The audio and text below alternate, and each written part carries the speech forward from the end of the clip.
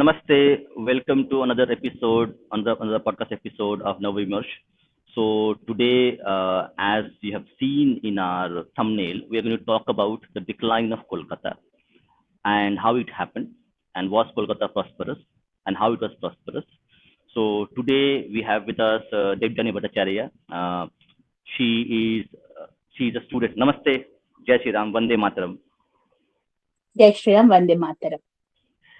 Yes. So Devjanidhi, like we when we talked about initially regarding the podcast, so like I had mentioned to you that I have lived in Kolkata. I have lived in the maybe the worst time in Kolkata in terms of its economic output, economic history, and then I learned from the books that I have gone through, heard from people that Kolkata once was the number one, if I am not wrong, number one city in Asia. So you had Shanghai, Kolkata, and Rangoon in the pre-British era, where Kolkata was the economic, political, and cultural hub of Asia itself. So now my question to you is the Kolkata decline, okay, how it happened, and would you give us, the people who have not seen the prosperous Kolkata that you mentioned, that was Kolkata prosperous, when it was prosperous, and how the decline happened? Yes, Kolkata was prosperous. In fact, Kolkata became the hub of the financial and the economic and the social and cultural transactions, all sorts of transactions. Especially, it was the financial hub of the British India, the second most important city of the British Empire. So Kolkata was a prosperous city at that time. Kolkata is as you said, that the number one city. Yeah, it was the number two city of the British Empire. Indeed. So it was indeed prosperous, and that is why so prosperous that Kolkata was known as the city of palaces. It was said called city of palaces. Truly, it was, because it was the it was the trade hub. If you look at the port, the Kolkata port, the different activities, the like in this context, I want to share certain figures also, just to put it into perspective. In 1951, Calcutta port was the number one port of India, handling 9.4 million ton cargo in 1951. However, in 1968, it straightway reduced, came down to number four, while Mumbai became Bombay, not Mumbai, Bombay became the number one port, handling 19 million ton cargo, followed by Marmagaon, 8.8 million ton cargo, followed by Vizag, 8 million ton cargo, followed by Calcutta, 7.9 million ton cargo. So Calcutta, from all angles, it was the number one city. And number one also, West Bengal was the number one industrial state, both in terms of number of factories and number of workers. So it was a prosperous city from all angles. Yeah, it is fantastically shown. It was a prosperous city from all angles. It came down. It came down, and it came down in a very programmed manner. The fall of Kolkata. Number of factories, West Bengal was number one in 1947, and West Bengal came down to number five in 1975-76. It was a steady downfall, a steady downfall. And I will also give you some more, like, just to put it into perspective, the steadiness of it. If we look into 1959, then the industrial output of West Bengal is 22.2%. In 1966, just within 7 years, in 1966, it comes down to 20%. Then 1967, when the first coalition government comes, the CPM and the Bangla Congress coalition government, that was known as the United Front government. It came in 1967. And in very 1967, the industrial output came down to 18.4%. In 1 year, from 20% to 18.4%. So there's a steady degrowth, and then again in 1975, the industrial output comes down to 10.9%. So there was a steady decline, a very steady decline as far as Bengal and Kolkata is concerned. That is what I mean to say. That such a steady pattern, it is not just like it is a planned thing. The decline is planned, and we all know, as you were saying a few minutes back, you were talking about Bombay plan that, and many people say that Bombay was built at the cost of Kolkata. It is said, and if we have to look at it, then there's a very like people know that freight equalization policy of Nehru. uh, Jawaharlal Nehru ji, the first Prime Minister of India, brought in freight equalization policy in 1953. That was really a death knell for West Bengal, the industrial development of West Bengal. The industry started packing up from Bengal. That was directly a message to the industries. But what surprises me most is not that Nehruji's policy was to move away the industries from Bengal to Mumbai or elsewhere in India, but the lack of protest by the Communist Party. Because if you look into the history of Bengal, the history of pre-independence and post-independence, rather I would say peri-independence politics of West Bengal, we would see that the Communist Party under the leadership of Jyoti Basu was hyperactive in their trade union movement. It was basically through trade union movement that the communists took the ground of Bengal. And the movement started, to be precise, from 1941.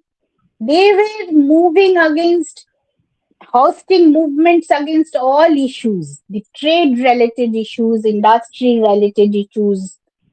But when the freight equalization policy came in 1953, the communists didn't launch any kind of movement.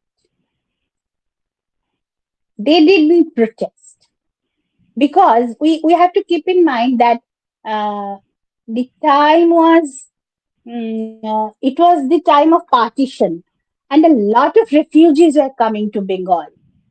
Bengal was a refugee burdened state, and the stream of refugees were coming. Ceaseless streams of refugees were coming in hordes. So the job, it was required to create more jobs for the existing populace of the state, as well as the populace, as well as the refugees who were coming. So that is the very time when Nehruji brought in freight equalization policy, which actually shrank the job market even further. But even then, the communists didn't launch any protest movement against that. While they talked about the working class unity, they talked about the struggle of the working class, the struggle of the proletariat against the bourgeois, etc., their own jargons. They didn't protest against the equalization policy. Why didn't they do that? Because they knew that this is going to deteriorate the financial status of the people and the state. When the state is already being burdened by incoming streams of refugees, then why didn't the Communist Party protest, go for trade union movements? Why didn't they demand more trade in the city, in the state? But they didn't do it. They actually orchestrated, they went into a symphony with Nehruji. There was a very good understanding between Jyoti Basu and Nehru in the decline of Bengal. Both were equally, they were working together, and it was a planned activity. That's what I wanted to say. It is not spontaneous. It is not just eventual. It is a planned activity, the decline of Bengal. Yeah, so Devjanidhi, just I'll take 2 minutes of you, 2 minutes, and then I'll get back to you again. So when you mentioned that it's a planned activity, so I was actually going through the book. The book name is Termites: How the Left is Destroying the World Through Subversion. So what you mentioned, correct, that the left movement was in the garb of helping the working class people, but actually destroying their livelihoods, destroying their current livelihoods and the livelihoods of the future generations itself by having a stance of policy which was anti-industry, which was anti-prosperity, and they were actually doing everything to make sure that you don't have any job, any activity apart from being in the party office. Thank you.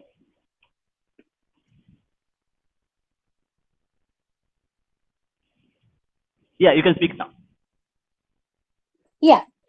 So that's very correct. That they, under the garb of doing good for the working class, they actually destroyed the scope of their livelihood. They have done it, and it is such a steady picture. And when we come to, like, if we come back to, it is 2011, the after the 34 years long left rule came to an end, I would say, like, not really an end.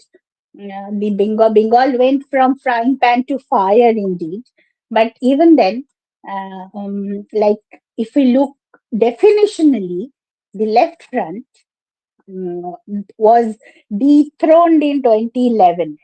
And that time, during the first Mamata Banerjee's first government, the finance minister was Amit Mitra. In June 2011, in June 2011, he presented some statistics about the left rule of West Bengal. He said that the manufacturing revenues, in 13% of India's manufacturing revenues were coming from West Bengal in the phase 1965 to 1975. In one decade, from mid 60s to mid 70s, 13% of India's manufacturing revenues were coming from West Bengal. While in 2011, when the left rule ended, it came down to 7%.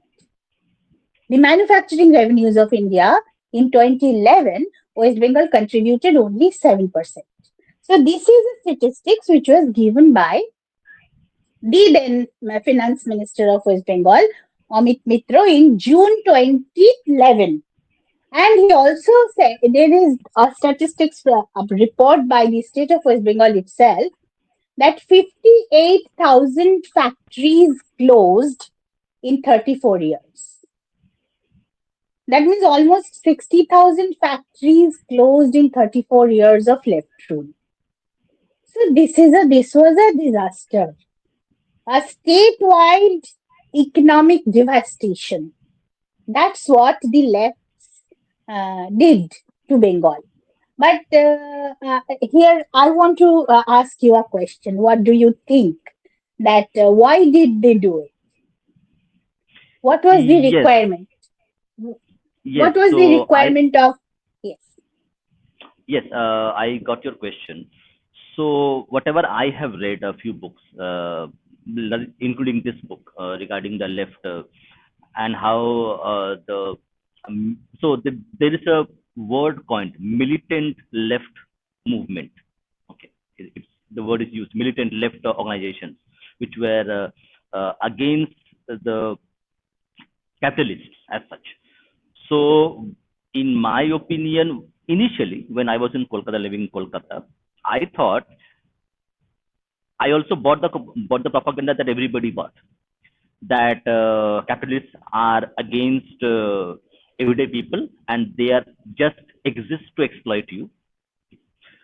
So I thought, okay, it might it they are good at narrative, so they built a narrative and they were able to successfully sell the narrative to the common people, and people were.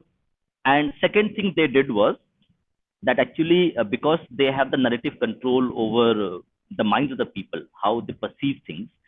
So they were able to actually sell it and make sure that they remain in power. And why they did it later on, when I came out of West Bengal, when I got to know India and even outside India, read books, understood people, heard your program on CSK, Paralysis Kolkata, and other books I read, other magazines I read, I understood that inherently, as the book mentions, that left movements across the globe, not including India, are are a tool of are a tool to actually destroy a society, destroy a nation, and they don't have any morality. So I would, in my opinion, if there is any ideology which doesn't have any morality, it is left ideology. So for them, money, power, and their own self-interest is the only thing they care about. They don't care about anything. They just say I care about, but they don't. They don't. Absolutely right. Your last words I will just pick up. Very nicely said that money, power, and self interest. They don't look for anything else. And on the other hand, they put blame on capitalism and capitalists. So, can we find out the dichotomy in them? The leftists are the worst capitalists because they don't care for anything else other than their own money, own power, and own ability to manipulate everyone else. So, the leftist core actually resides on the crony capitalism. I would rather say that leftists are the crony capitalists.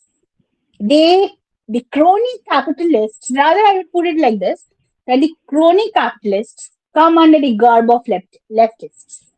And here to put it into perspective, why Bengal went onto a planned decline. Why? Who did it benefit? Because I have seen it today. You have made the thumbnail. You made it. You wrote it in a very nice way. You said, "I'll just repeat the left's hidden impact." You wrote the left's hidden impact, a comparative and statistical analysis, right?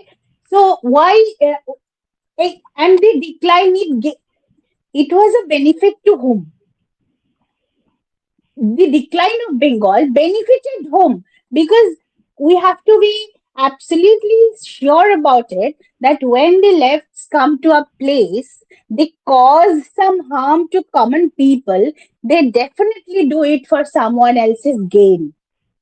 They do not do it for no cause. Then the question is who gained? And why is it required? Why was it required that Bengal must fall? It was whose agenda?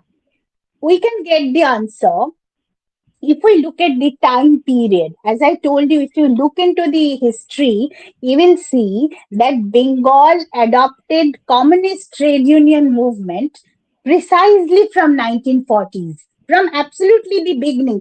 Before that, the communism in India came in 1925.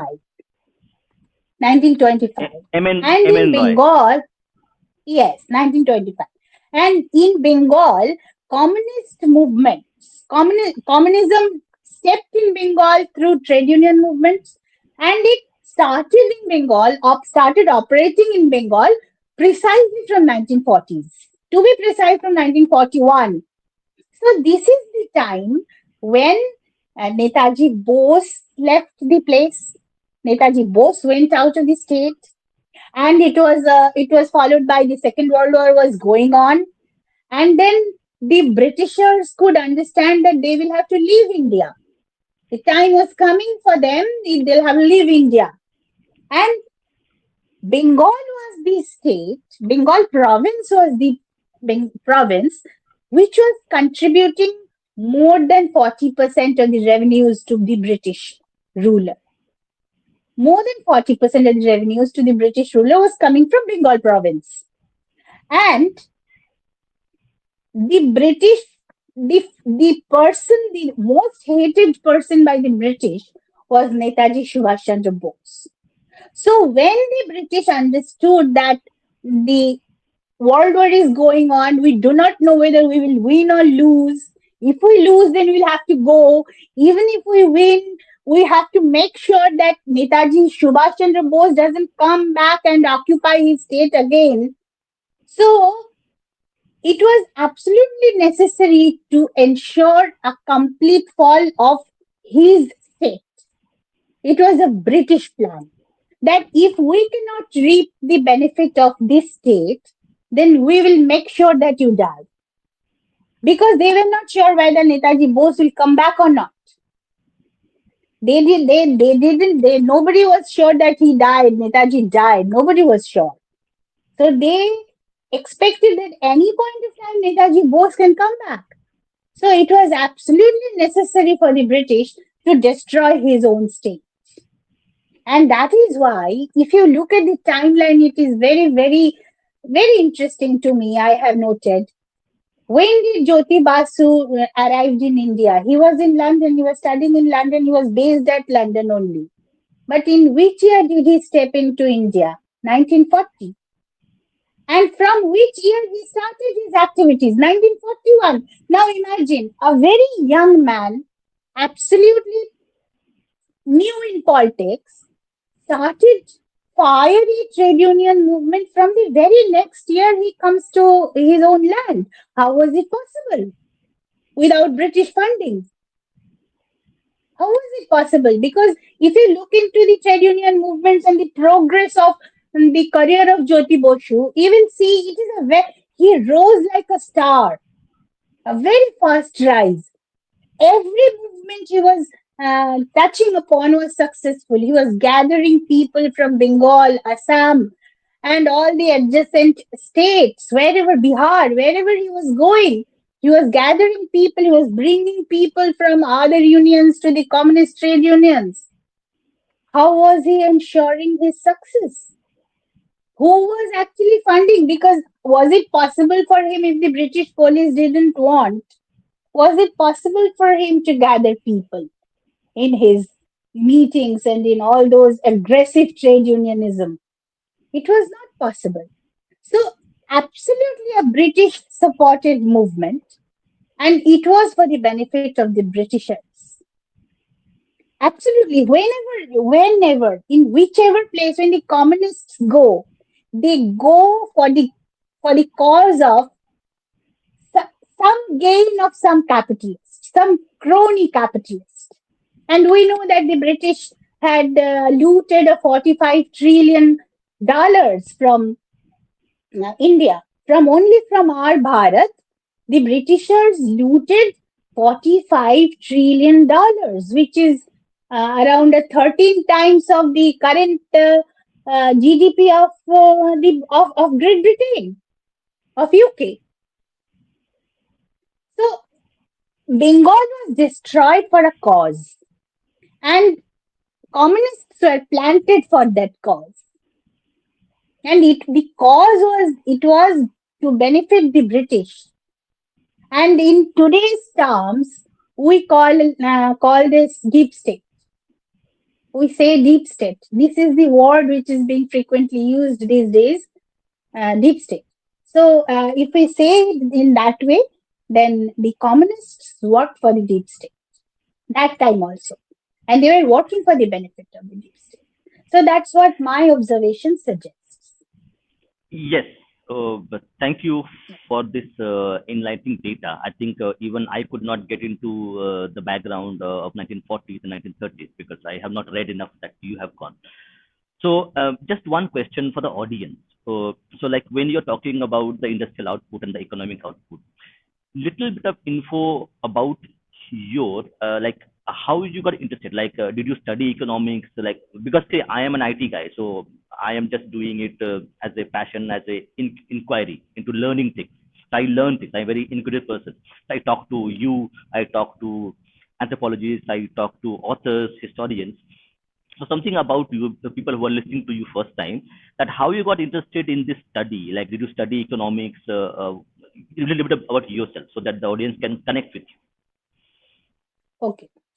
So basically, I am, if you like to know about me, yeah, I am a person about whom people should know.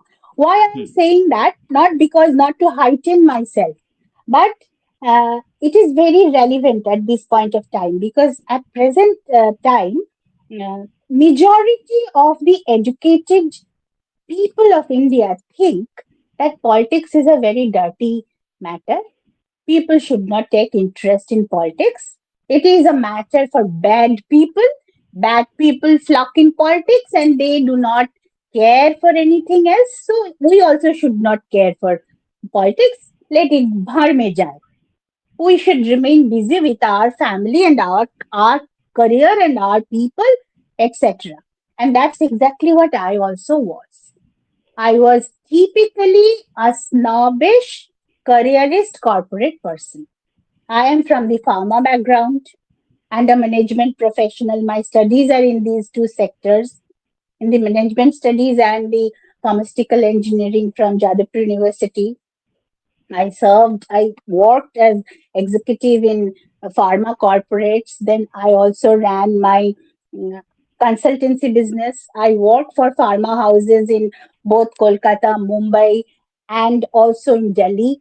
Pharma houses, different pharma houses are my clients. So I worked for them because pharma houses outsource certain works, so, which I do from my own consultancy business platform. I have my office in Kolkata, in the state's industrial estate. I have my office, so I was completely busy with all these works. I was zero bothered about politics and social aspects and all those. I never put my mind into all those things at all. Though I was a student of the engineering faculty, Jadavpur University, people know about the ultra left politics of that place, everything. I studied there, but I was never involved in politics. Zero involvement, truly speaking. But that doesn't mean that I didn't look at those. I looked at those. I remained least bothered. And I believe most of the educated Indians are like me, as I was, as I was. And then in 2017, I suddenly watched certain changes in our society, certain changes, certain weird behavior of the people, certain changes in the societal spheres, which appeared very queer to me. And then I started reading, as you said, that you like to read, you read and you talk to people. I also started reading, started studying on these, what is happening. And then I started taking interest into all these matters. And to be very precise, 2017 is the transition year of my life. From June 2017, I started taking interest in socio-political matters. And I initially started, after studying for a few months, I initially started writing. I started writing on my blog. That was my first activity. I started blogging and people started reading about it. And then before that, I was absent in the social media also. You won't believe me. I had no social media account before 2017, apart from WhatsApp. Apart from WhatsApp, I was absent in all social media platforms. But only in 2017, I started first to blogging, and then I started operating different social media platforms. And I started reading. And then I understood that this is a field on which every educated person should put their mind into. It is very easy to understand. Like to understand the economic scenario, you need to read only basic economics, which we always study. Even in engineering, in management studies, we have to read economics. So that much of economics is enough, whatever we study in our management studies and even in our engineering stream also, there's a piece, there's a paper, you have to study a bit economics also, a bit of accountancy also, a bit of everything. So that much is enough to understand what is happening around us in our surrounding, how things are being manipulated, and how much is it is for our benefit and how much it is for our harm. Because at the end of the day, We are here. Why we live? We came to the world for what cause? To leave behind our legacy, to leave behind our clan, right? That is the purpose of life. That is the purpose of life. That is why we procreate, because we want to leave behind our legacy. Now, if we cannot leave behind our legacy, you study a lot, you earn a lot of money, as we were doing. I was totally busy with my clients, handling their calls and catering to their needs, sitting in front of the email, writing the copies and sending them even at night. The whole night we are awake, we are working in front of the machine. But for what? At the end of the day, if we lose our legacy, what we do with all these? So I really think that politics is something, social atmosphere is something which everyone should take interest in and study. As you are rightly asked, that how do you know all this? And this is also, a colonial mindset of ours, that we should know only that much which has been taught to us. Like I have been taught pharmaceutical engineering, I must understand that much. I have been taught management studies, I must understand only that much. I am not supposed to understand anything more than that. But that is absolutely wrong. If you're good in your studies, you can study any other subject and, like, accept it as much as you can. Like today, anybody can start reading chemistry from the basic level, then he can also learn chemistry up to certain extent. So it is not impossible. Not that, like, one of my subjects was medicinal chemistry. So maybe you start reading chemistry from today from the basic level. After 2 years, you also learn to some extent, to some great extent, which will help you to understand many subjects, many substances around us. How a particular substance can behave, we can really talk about it. You can really predict it. Looking at a particular substance, what it should contain. But we are imparted with this colonial mindset that you are being taught history, so you should only talk about history. You should not know anything else. But that is not the case.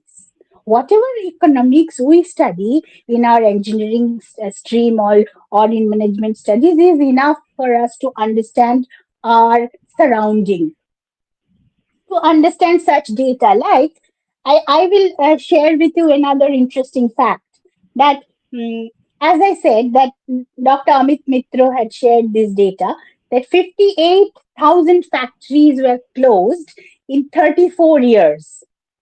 But there is another report, which is, say, the name of the report is State of Environment 2021 West Bengal. This is the name of the report.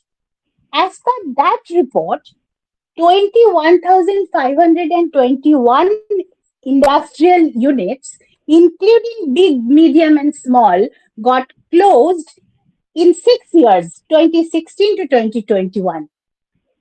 Means, if you look at it, the closure of factories per year, then during the left front rule, 17,005 factories closed per year during the left front rule, while during TMC rule, 3,586 factories closed per year. So if we compare the left rule with the TMC rule, we will see that the closure of factories have been even more pronounced in the TMC phase, TMC time, TMC regime, I would say. So these sort of data, if you get crude data and then you analyze it from different angles, you look at the data from different angles, that you can do yourself. And I believe everyone can do this. But for that, the people should develop the aptitude of doing it.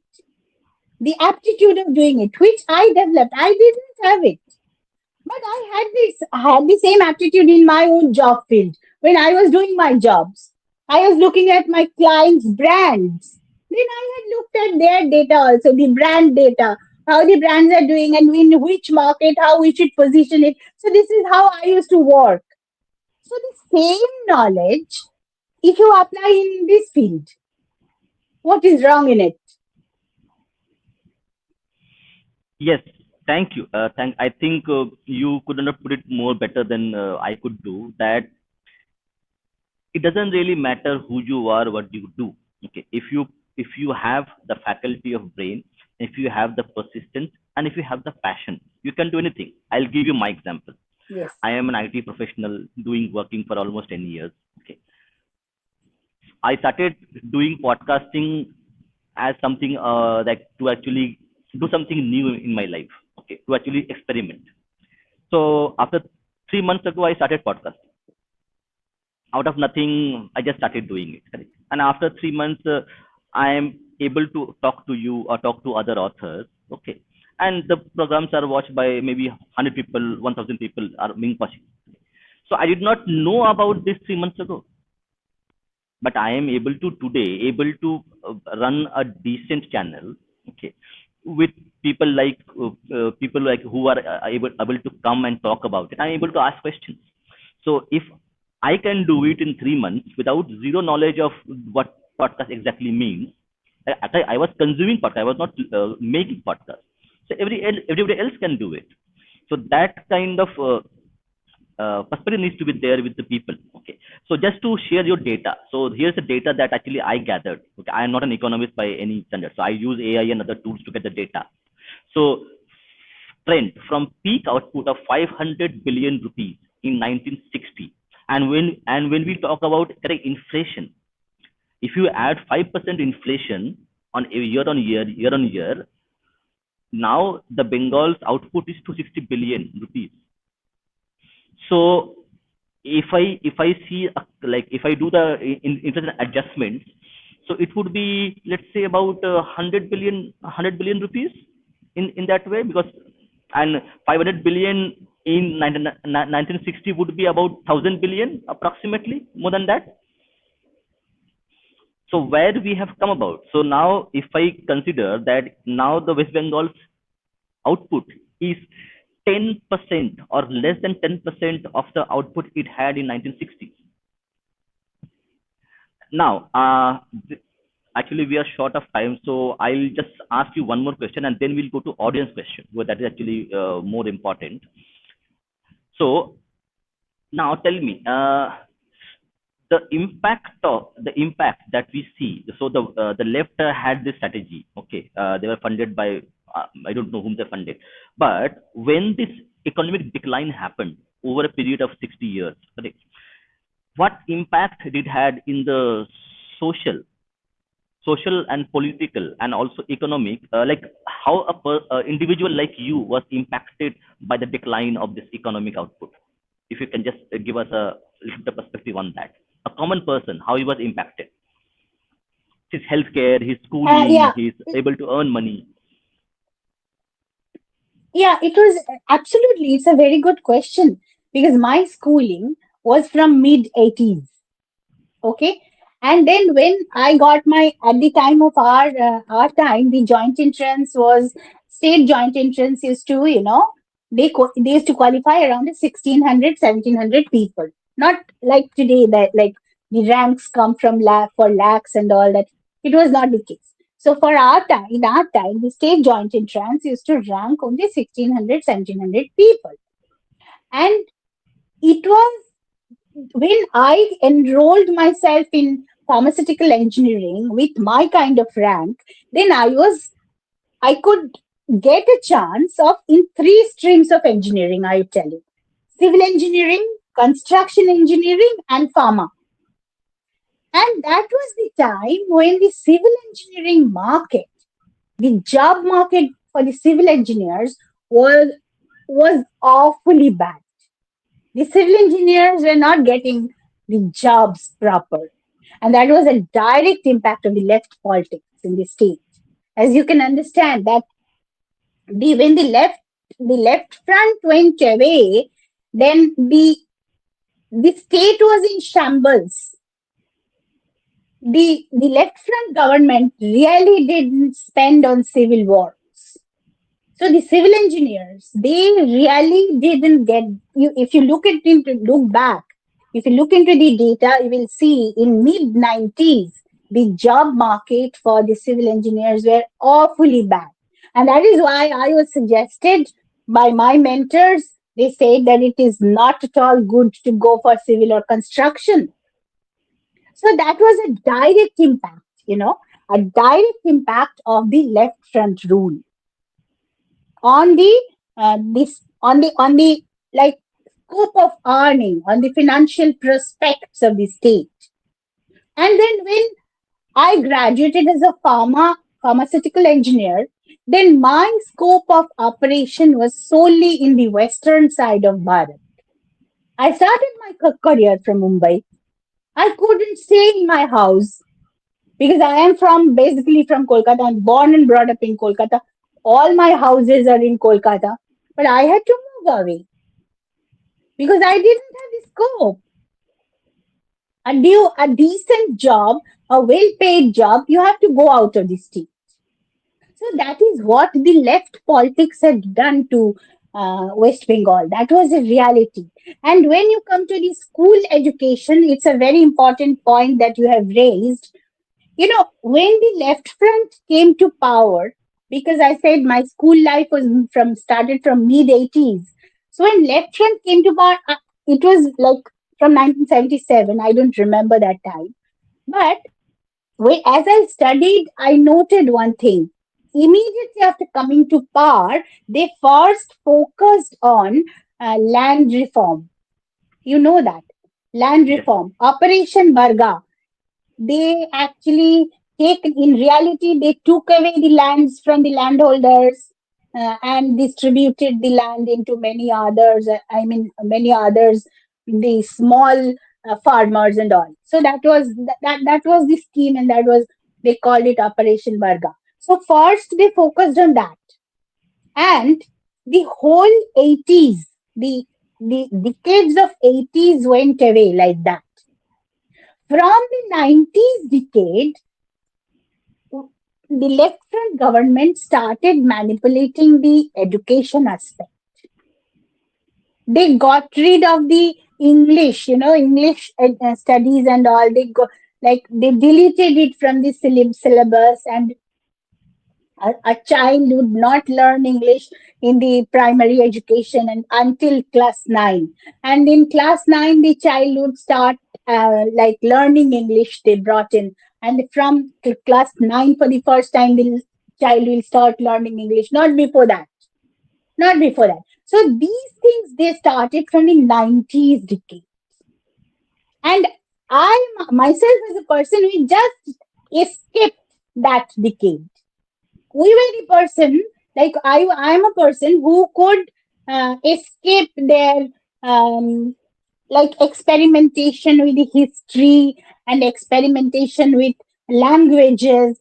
One thing I also suffered, I will tell you, in our time we didn't study Sanskrit except in two classes, 7th and 8th standard. But my elder sister, means my cousin, I would say my cousin, 10 years elder to me, at her time, Sanskrit was 100 marks subject at the 10th standard examination. It was 1,000 marks examination. The state 10th standard final examination was 1,000 marks examination, and Sanskrit was a compulsory paper of 100 marks. But in 1982, if I remember correctly, in 1982, the left front had deleted Sanskrit from the school curriculum.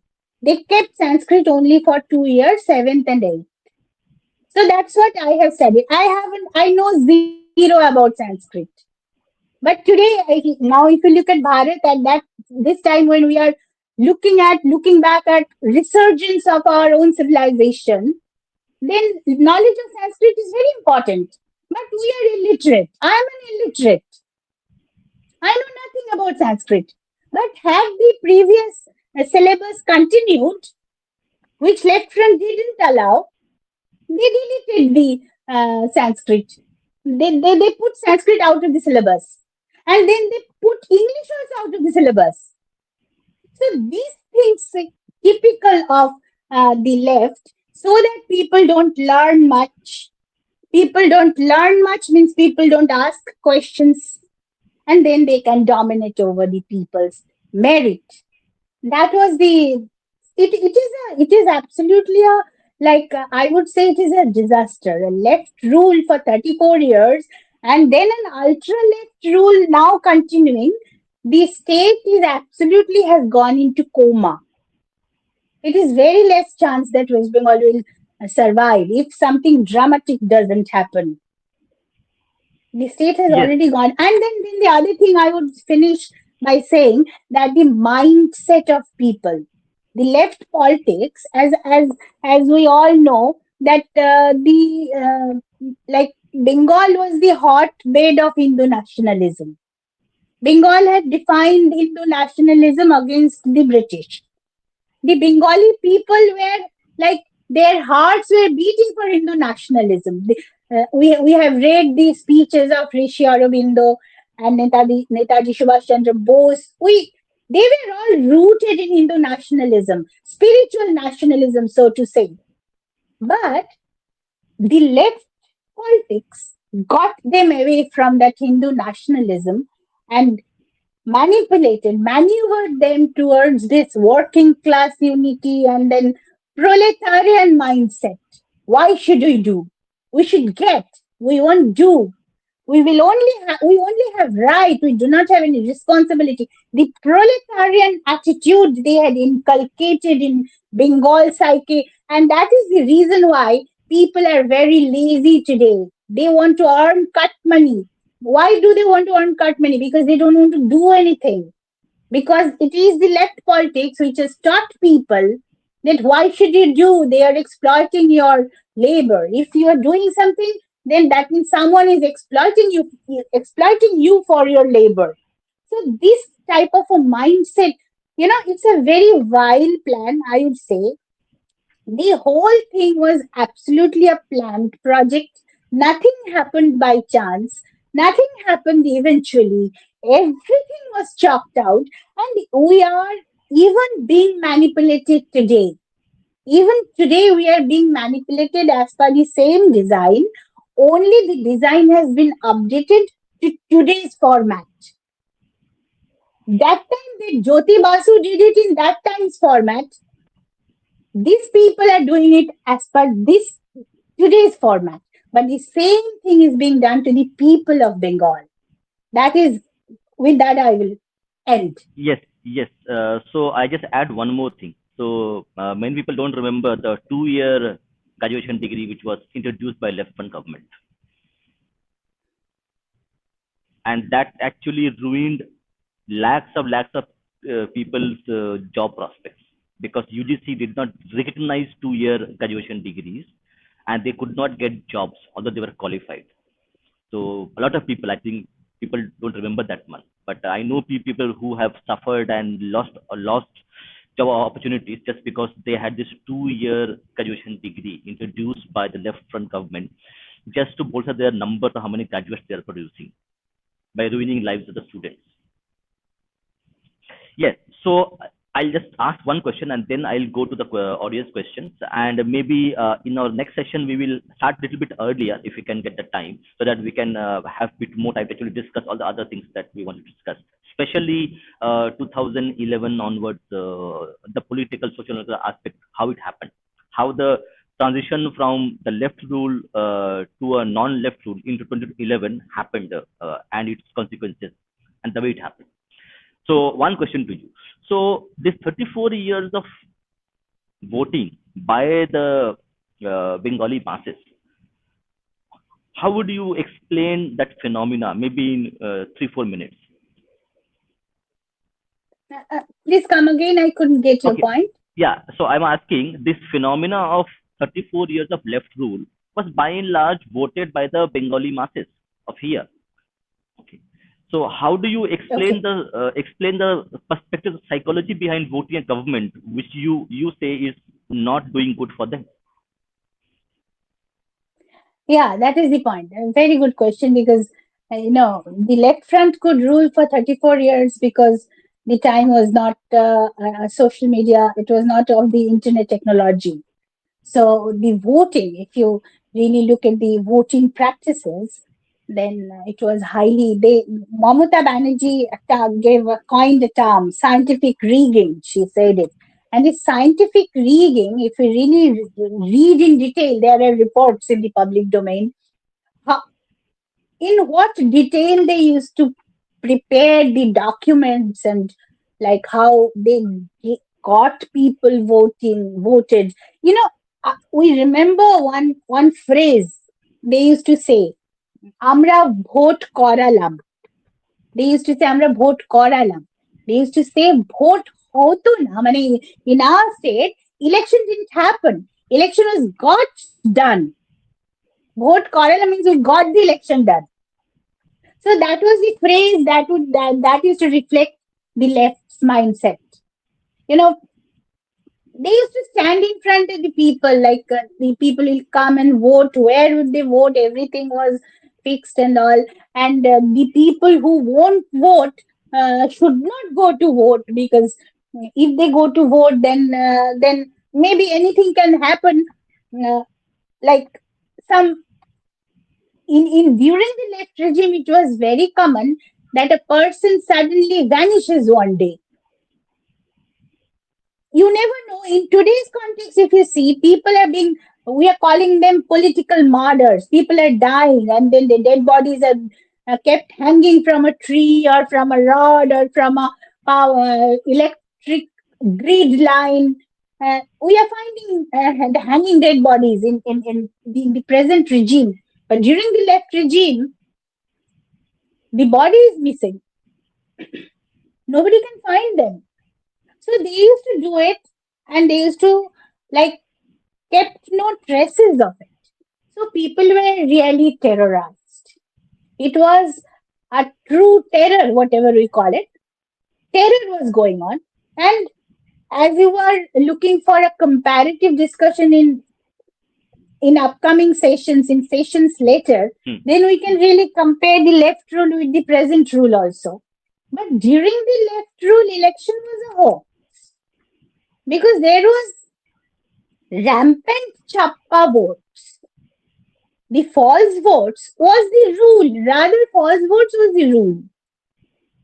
Real, genuine votes was because we can remember when TN Session came as the election commissioner and he wanted to have the epic card, the first voter ID card. He wanted to like introduce a voter ID card. Do you remember the kind of conflict he Jyoti Basu started to have with TN Session as the election commissioner? We remember we were very little that time. It was we were too young, but then not really little. But as I said, we are little. Why I said this? In reality, I was not little, but in terms of political knowledge, I was truly little because I had no interest in all these. But when today I look back and I start studying, then I understand that what was the significance of all those things. That time when all those things were happening, I was least bothered. I was least bothered. But now when I look back, then I understand what they were actually. And today also, whatever terror we are finding in different parts of Bengal, it is the same model of the CPM terror. You cannot go to a particular pond where the people use the water of that pond, a particular village, a pond, where all the people go there and use the water. But during the CPM rule, if you are not in their good book, you cannot use the water of that pond. You are segregated. So that kind of terror is unimaginable terror, but they could do it because it was not the time of internet technology. But even in presence of internet technology, almost similar or even in many aspects even worse kind of voting is happening at this point of time also during the present regime also. How that is being done, that's a separate story altogether. But I would request you to consider only one thing.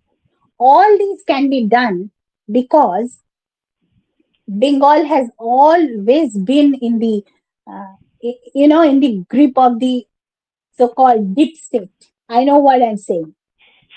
I know what I'm saying, but I'm saying it very consciously that all this is happening, whatever is happening in Bengal, it will not happen in any other state of India. It is impossible to happen in any other state of India. It will not happen in Chennai. It won't happen in Karnataka. It won't happen in Maharashtra. It won't happen even in Kashmir, but it will happen in Bengal because Bengal has always been a seat of the deep state from the mid 1960s. Because if you look at the uh, Naxalbari movement, we didn't talk about it at all in our today's session.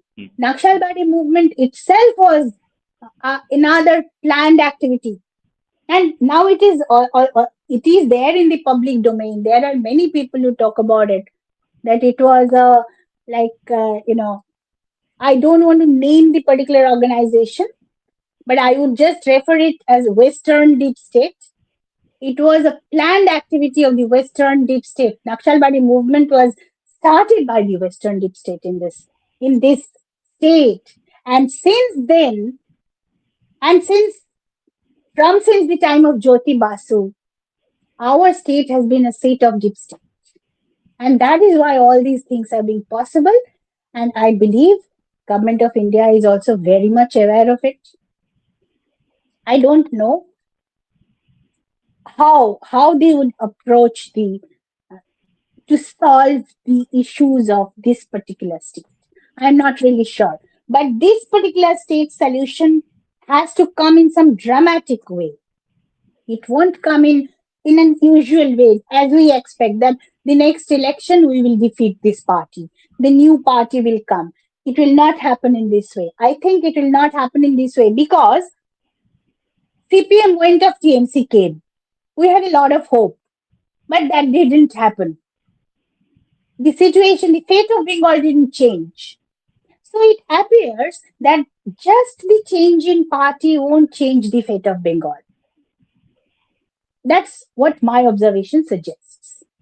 Yes. Thank you. I think you have put this in a perspective which actually people would actually understand in their own language. Okay. So a lot of times we use a lot of fancy jargons and people it just goes over their head. But it's very important for people to actually use very common examples, general words, so that people get to that. So now we will go to questions. We have around 3 4 questions which I will take, and people were asking questions. So there are a few questions which are irrelevant or maybe not related to this topic. So we will take a question. We will have around 2 or 3 sessions with Didi later when we have other topics to talk about. So we will take your question. But right now we will take only questions which relate to the topic that we are discussing. The first question is from Saptorshi.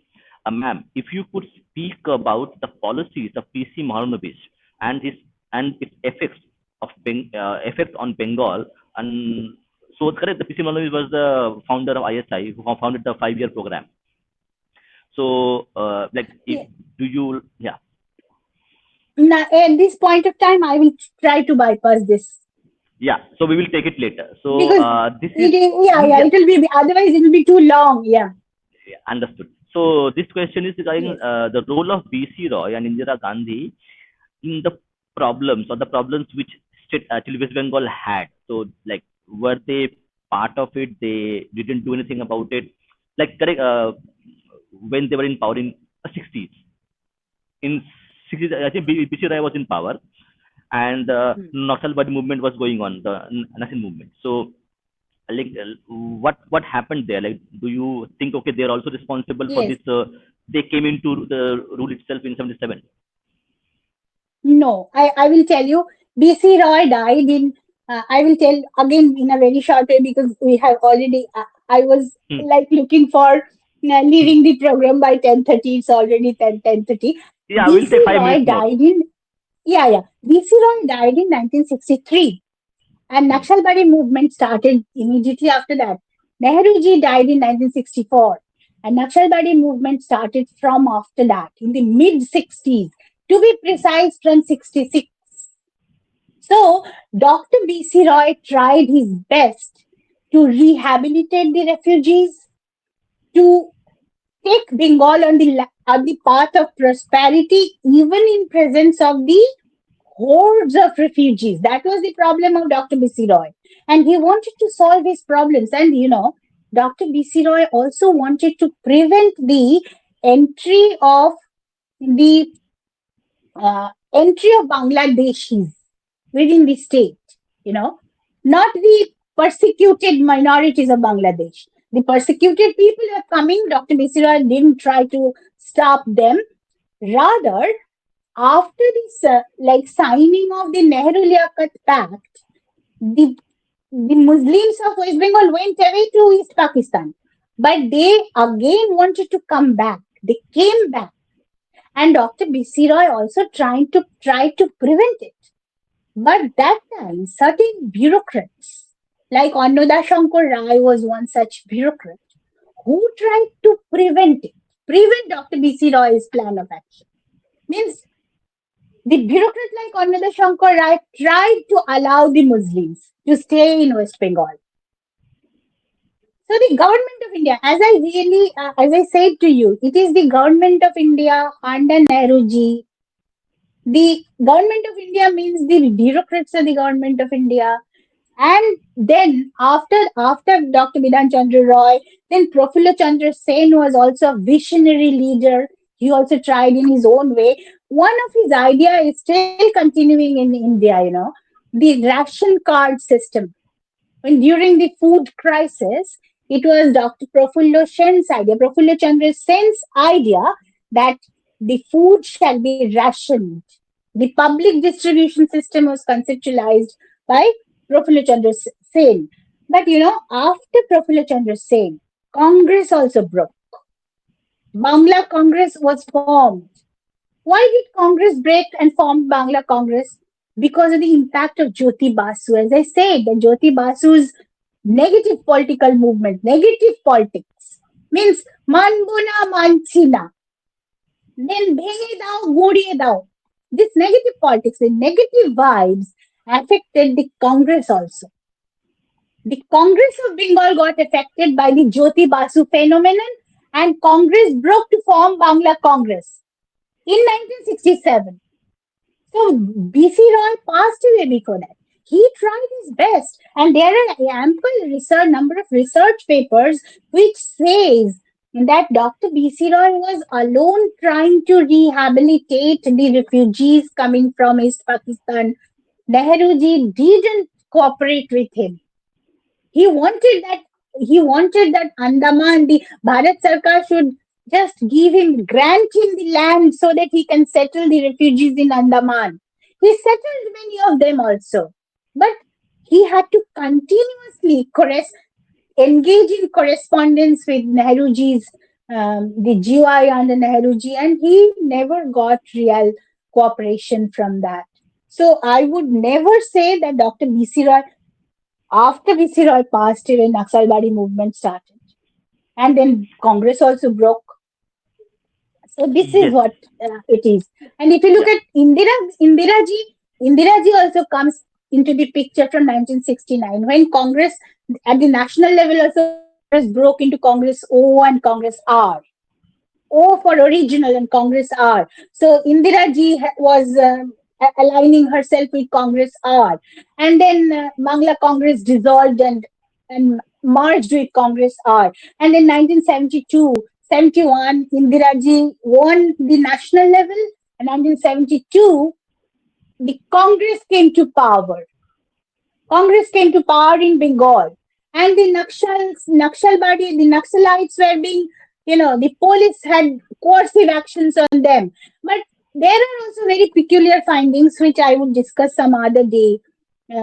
Like I don't want to say anything on in this regard. How there is a peculiar understanding between Siddhartha Shankar Rai and Jyoti Basu also when the Yeah. CPM was also communists were being impacted by the coercive actions of police during the Siddhartha Shankar Rai regime. how Jyoti Basu was protected himself. He himself Yeah, was protected. there is a concept called Yes. watermelon. Watermelon, I think you will know. Yeah. Watermelon. People who know Yeah. Bengal politics, they will know what's talking about watermelon. So last question we'll take today, and then we'll let you go.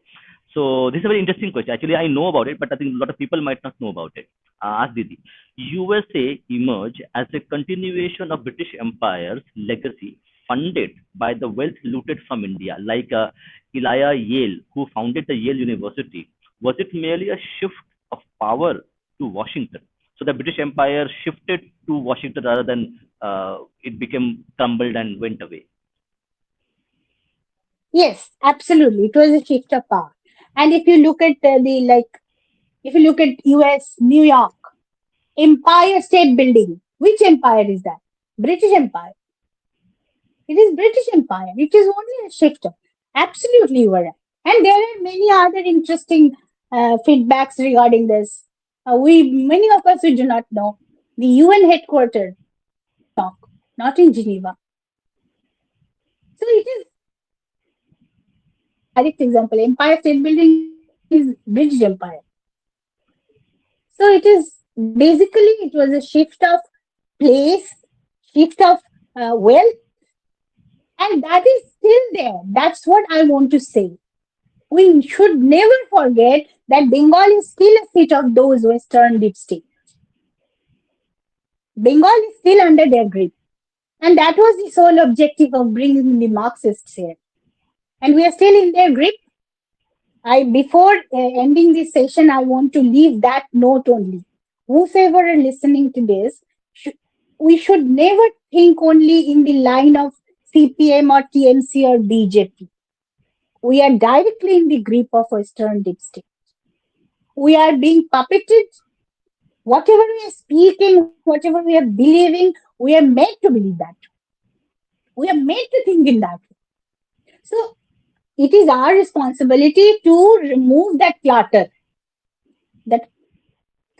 of different sorts of thoughts and talking points, and we should be able to look at with clarity, with our vision. The clarity of vision is what we require at this point of time. Thank you. Thank you, Didi, for coming. Thank you for your time. Okay. So we will again connect and maybe we will discuss a little bit about the book as well, maybe later. So thank you. Jai Shri Ram. Vande Mataram. Bye bye. Thank you. Jai Shri Ram, Bande Mataram, Bharat Mata ki Jai. Jai.